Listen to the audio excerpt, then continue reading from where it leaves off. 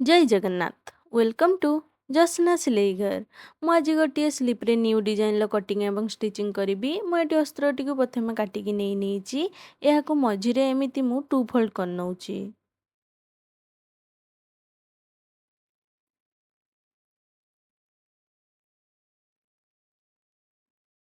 ଏହାପରେ ମୁଁ ଉପର ପଟରୁ 2 ଇଞ୍ଚରେ ମାର୍କ କରିନେଉଛି। ଏବେ ମୁଁ ଷ୍ଟ୍ରେଟ୍ ଲାଇନଟି ଟାଣି ନେଉଛି। ଏବେ ମୁଁ ଏମିତି ତ୍ରିଭୁଜ ସେପ୍ରେ ଏହାକୁ ଗୋଟିଏ ସେପ୍ ଦେଇ ନେଉଛି। ଏବେ ମୁଁ ଏହାକୁ କାଟି ନେଉଛି।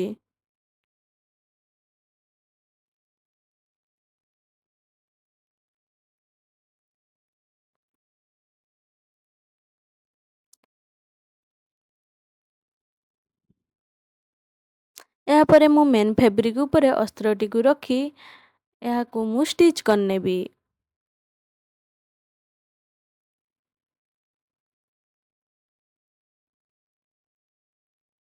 ମୁଁ ପ୍ରଥମେ ତଳ ପଟରୁ ଏମିତି ଷ୍ଟିଚ୍ କରିନେଉଛି। ମୁଁ ଏମିତି ସ୍ଲାଇଡ୍ ଟିକେ ଟିକେ ମାର୍ଜିନ୍ ଛାଡ଼ି ୟାକୁ ଷ୍ଟିଚ୍ କରୁଛି।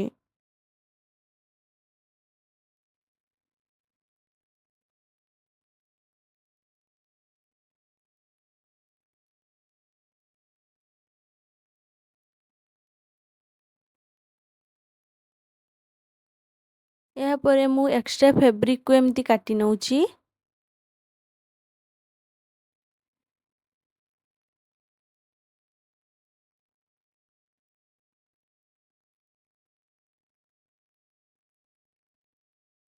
ଏହାପରେ ମୁଁ ଏମିତି ମଝିରେ ସବୁ କଟ୍ ଲଗାଇ ନେଉଛି, ଯାହାଫଳରେ ଏହାକୁ ଅଲଟେଇବା ପାଇଁ ସୁବିଧା ହେବ। ଏହାପରେ ମୁଁ ଏହାକୁ ଅଲଟେଇ ନେଉଛି। ଏହାପରେ ମୁଁ ଅଲଟେଇ ନେଇ ଏହା ଉପରେ ମୁଁ ଏମିତି ଷ୍ଟିଚ୍ ଲଗାଇ ନେଉଛି। ମୁଁ ଏଠି ସାଇଡ଼୍ରେ ଏମିତି ଷ୍ଟିଚ୍ ଲଗାଉଛି।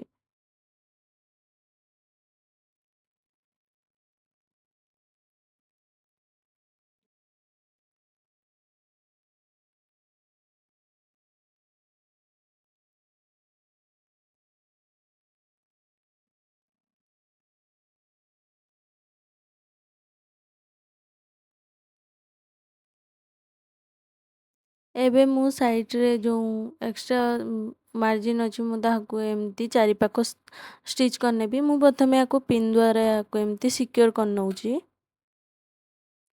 ତାପରେ ମୁଁ ଚାରି ସାଇଡ଼୍ରେ ଏମିତି ଷ୍ଟିଚ୍ ପକାଇ ନେବି।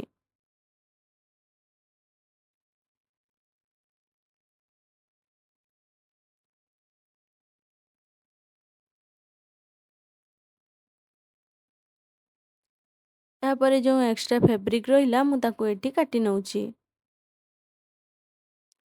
ତାପରେ ମୁଁ ଏମିତି ଦୁଇଟି ପଟି ଆଣିଛି। ଏବେ ମୁଁ ମଝିରେ ଏହାକୁ ରଖି ଏମିତି ଷ୍ଟିଚ୍ କରିବି।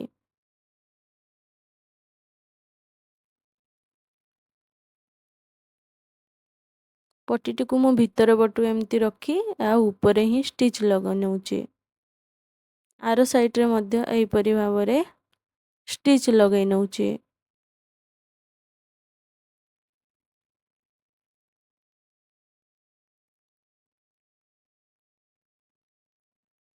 ଦେଖନ୍ତୁ ମୁଁ ଏଠି ଗୋଟିଏ ଫେବ୍ରିକ୍ ନେଇଛି ଏମିତି। ଏହାକୁ ମୁଁ ଏମିତି ସାଇଡ଼୍ରେ ଏମିତି ଷ୍ଟିଚ୍ ଲଗାଇ ନେଉଛି।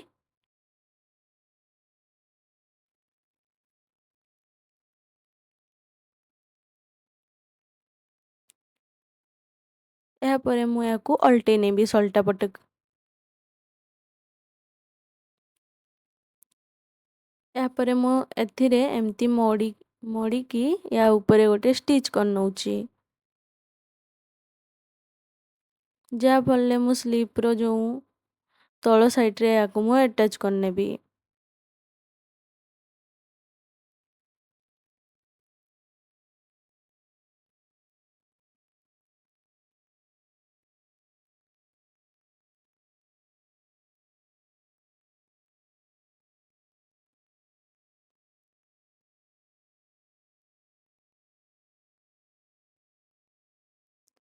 ଏହାପରେ ମୁଁ ଏକ୍ସଟ୍ରା ଫେବ୍ରିକକୁ ଏଠି କାଟି ନେଉଛି। ଏହାପରେ ମୁଁ ଏମିତି ଏହାକୁ ସିଧା କରି ଏହା ଉପରେ ଗୋଟେ ଚାପ୍ ସିଲେଇ ପକାଇ ନେଉଛି।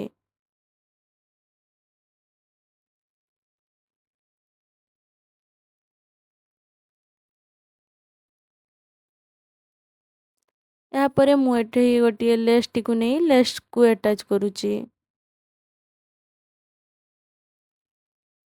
ଏହାପରେ ମୁଁ ଏମିତି ସ୍କୋୟାର ଟାଇପ୍‌ରେ ଏହାକୁ କାଟି ନେଇ ୟା ଉପରେ ଏମିତି ଷ୍ଟିଚ୍ ଲଗେଇ ନେଉଛି ସାଇଡ଼୍‌ରେ ଚାରି କର୍ଣ୍ଣର୍‌ରେ। ଏବେ ୟାକୁ ମୁଁ ଓଲଟେଇ ନେଉଛି। ଓଲଟେଇଲା ପରେ ଯେଉଁ ମୋର ଏକ୍ସଟ୍ରା ଯେଉଁ ଖୋଲା ସାଇଡ଼୍ ଥିଲା ମୁଁ ଏହାକୁ ଏବେ ଷ୍ଟିଚ୍ କରିନେଇଛି। ଏବେ ଏହାକୁ ଛୁଞ୍ଚି ସାହାଯ୍ୟରେ ଏମିତି ସିଲେଇ କରିନେଉଛି।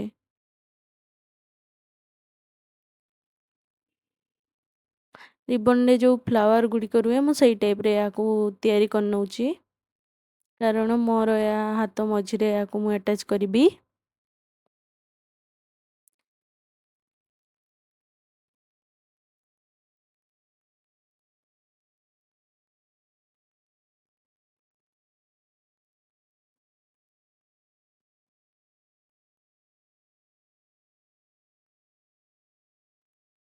ଏବେ ମୁଁ ଏହାକୁ ଏମିତି ମଝିରେ ରଖି ଏହାର ସାଇଡ଼୍‌ରେ ଏମିତି ଷ୍ଟିଚ୍ ଲଗେଇ ନେଉଛି।